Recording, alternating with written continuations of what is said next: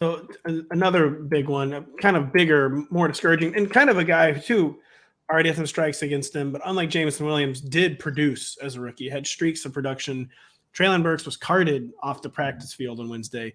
Thankfully, I guess he has, quote, escaped with the sprained LCL, nothing torn, nothing that's going to keep him out for the season.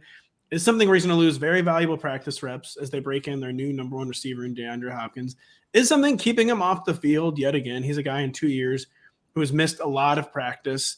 Unlike Jameson Williams, we're still going to be drafting Treylon Burks in like 10 or 12 team redraft leagues, maybe even 10 team redraft leagues, maybe probably 10 team. But how does this change things with Treylon Burks? And before, you could almost make the case that he might make an end around on Titans' number one receiver status. That's probably out the window now too. DeAndre Hopkins was the favorite, but there's not going to be any surprise attack Treylon Burks number one receiver at this point. I mean, at least for now. I mean, it's a long season, so in 3 months we could be singing a different tune. But yeah, I think that it would be probably a long shot for Burks to be 100% for week 1. I know that they said 2 weeks. That brings us into early September. So it seemed like a very optimistic sort of situation with him. He's fine. He just had to be carted off because of ligament damage in his knee. I don't want to hear that. I ain't reading all that. And also he's gonna have to drop 2 rounds in ADP for me to be interested. And I'm already not super interested. I think he might drop far enough where I am interested. Because I agree that it is a long season. He was a really talented prospect, and he got on the field and was efficient at times last year. I do agree though that this really is going to give him a slow start to the season. I think he's a coin flip, probably maybe a little better than a coin flip to play week 1, but you're not playing him assuming it's not a best ball format. You're not starting him in week 1. Right. Maybe not even in week 2. We saw last year that they gave him a really slow ramp up, and it didn't help that he got injured during the season, but he didn't hit a 70% snap share until the third to last game of the season. He played special team snaps in week 1. It was clear his ramp up was deliberately slow, and that was when they were in desperate need of receiving talent. Now they actually have DeAndre Hopkins. They can, to some degree, afford to slow play him. I think that's what we'll see. I agree, Denny, though. He was a really good prospect. The season was long. You could get that, the end around backdoors, DeAndre Hopkins for target leader. But now I've pushed that outcome to being it could happen in week 8 to you're hoping it comes in the fantasy playoffs. And that's the aspiration. That is not the median.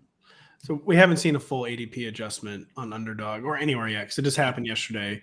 So this is not going to be his real life ADP. He's currently the wide receiver 45 on Underdog. Here are some of the people he could immediately fall past.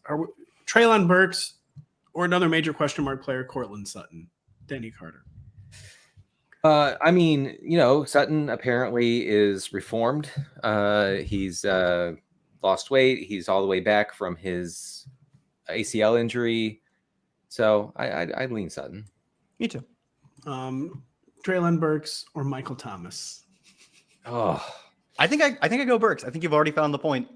There are probably guys lower on the list that I will. There's going to be 2 more really crazy ones. Can I tell you something just real quick? Really, something kind of funny about Michael Thomas. I read a long Athletic piece about Michael Thomas yesterday, and in it, he refused to call himself 100% because guys, no one is ever 100%. That's what he said. I respect that. That is what you say when you are 62 and the doctors told you in the next 2 to 3 years you will need a hip replacement. Yeah, that I was so yeah. I guess Burks. Hip feels good today. Yeah, Grandpa, you think you can walk down to the beach with us today? I think so today. We'll see about tomorrow. I'll tell you what. Humidity is looking kind of high tomorrow. We'll see. No, that was my joke. Sorry. It was. I'll tell you what. Michael Thomas knows when it's going to rain. He knows any minute when it's going to rain. He does. Michael Thomas always knows when a storm is coming. Treylon Burks or Rashad Bateman. Bateman. This is gross. 2 guys who can't stay on the field. Great. Burks. Bateman is currently healthy. The final gross one. This is the neutron bomb one. Kadarius Toney or Treylon Burks. Oh God, I'm out on Toney at any ADP. So yeah. Toney's in the Jameson Williams zone. I'll let you guys figure out where to draft him. I ain't doing that. I'll say on Burks is that it's not good advice to say never draft an injured player, but in the NFL, the season is just so short. And when you have a guy that is not guaranteed to be healthy for week 1, probably won't be healthy for the entirety of September. The season is so short that teams always rush people back too soon. Treylon Burks, just a guy who already kind of needed a lot to go right. This is looking like a stay away type player, basically. I'll say for Tony in this one, it's not a good idea to say I'm never going to be a healthy player as far as Tony is concerned. I wish at some point he'd be healthy. Seems very poor. Denny, you get the final word.